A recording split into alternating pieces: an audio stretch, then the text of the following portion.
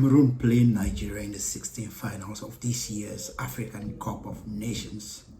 Two teams who look to book their spot into the quarterfinals.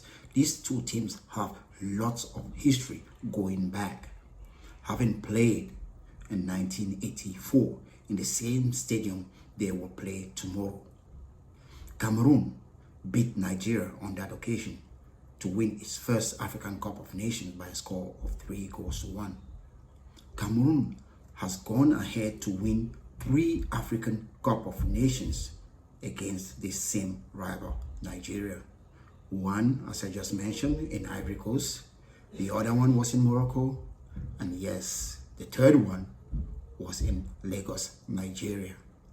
Although Nigeria do have a favorable head-to-head against Cameroon, those 3 saints, or the 3 times Cameroon played Nigeria in the finals and beat them, stands out in football. As we all know, it's all about trophies. However, coming into this game, Nigeria looks like the better side. Nigeria is undefeated coming into this game. They have scored 3 goals, conceded just 1. That has been a disappointment for a team that boasted one of the most lethal strike force and qualifiers. Now, what has happened between then and now? This is how I look at it. It's the formation.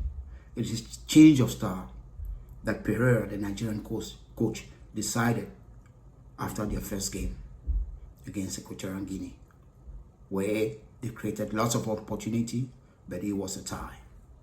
He's now more defensive minded, going in a 3-4-2-1 formation.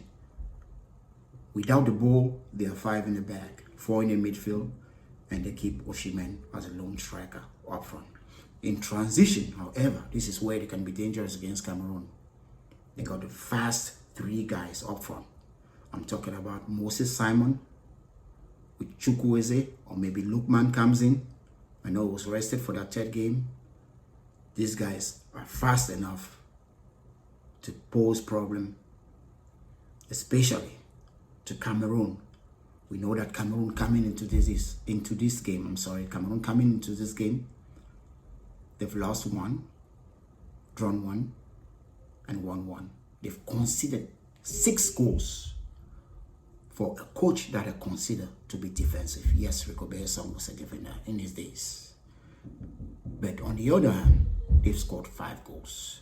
They have animated the wings with a player like Nkudu, who for now has the highest assist in this competition with 3 assists. Cameroon has scored 4 goals from headers. Yes, they will attack Nigeria in the air. That's their strength. That's their strength, I repeat. However, I would like to see a plan B for Cameroon if they truly want to win this game. Because I know Nigeria has what it takes to shut down the crosses, to put men on Kudu and deny those dangerous crosses. So Cameroon might maybe release a guy like Anguissa, because Anguissa has that soft touch.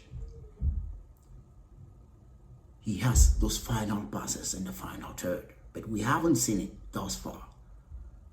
But tomorrow against Nigeria, something must give between these 2 coaches who are facing each other for the first time. I'm talking about Pereira and Rico. Something must give. Pereira came out.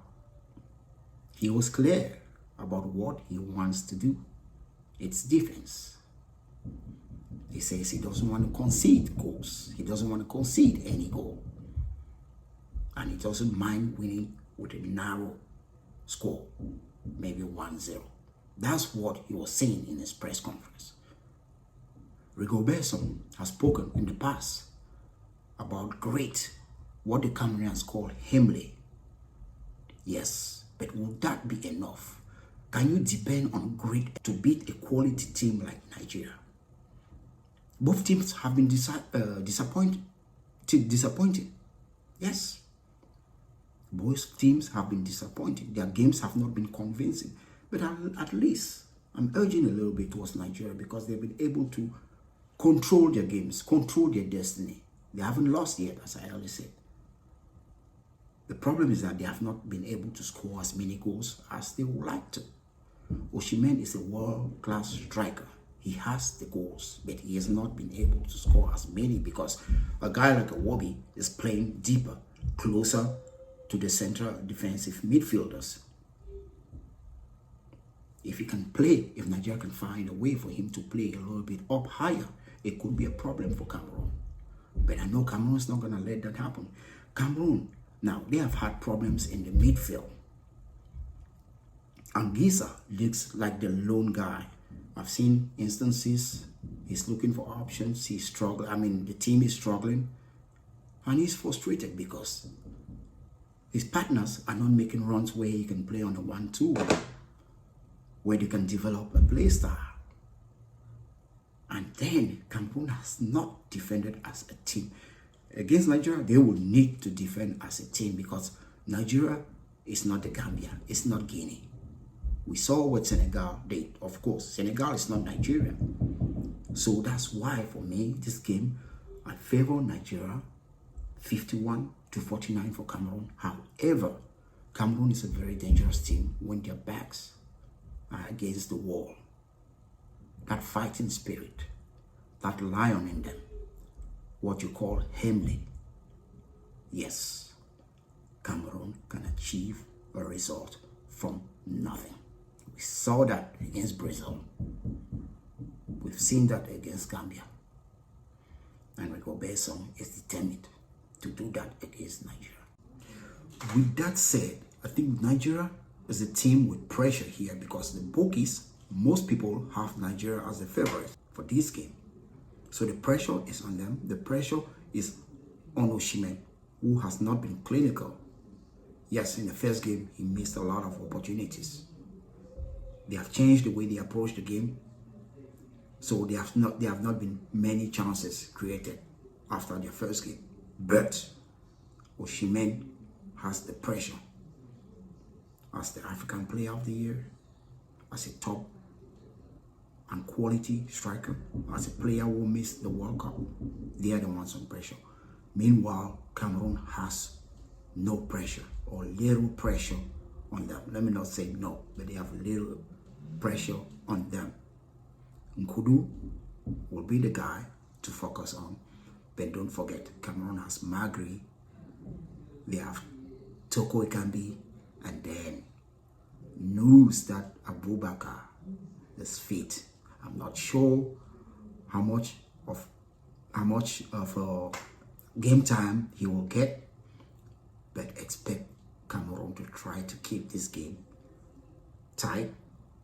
If they can go first half, no score, or if they can score first, then it's going to be interesting because at some point Nigeria will open up the game. And open up the game against a player like Abubakar, he can do some damage. So here's my prediction. Cameroon 2, Nigeria 1. What's your take? I would like to hear. Please share, subscribe, and comment on this video. Thanks for watching. 90 in 5 by True.